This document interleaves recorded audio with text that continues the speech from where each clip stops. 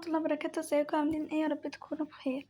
يا جماعة اكيد انتوا عارفين الشخصيات اللي بتبقى موجودة في الاماكن ما بينفعش نشيلها، نحطها يعني زي دول كده. لما نيجي نشيل دي احنا لما نيجي نشيل ده ونيجي نعمل كده هو بيتشال. ملا في اماكن لما بنيجي مثلا زي ده زي المكان ده كده. انا طلعت شخصيتي اهوت، بصوا عايزة اخد مثلا الدكتورة ديت ما بعرفش احطها مثلا معايا، ملهاش شكل معايا فما بعرفش اخدها.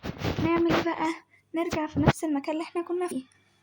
هو المكان ده يا جماعة هناخد لازم ناخد كرتونة معانا وناخد خيمة. الخيمة دي هتبقى معانا على طول. هنروح بقى المكان اللي احنا هنطلع شخصيتي.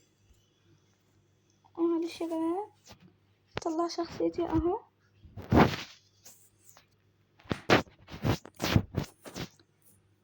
هنجيب دي كده بقى ونحط الدكتورة دي هنا ونقفل عليها دي، ونفتح ده الكرتونة وخدنا الخيمة وهنقفلها ونروح في اي مكان. هنروح في البيت اللي احنا كنا فيه بقى. وصلت اهو البيت، هطلع شخصيتي.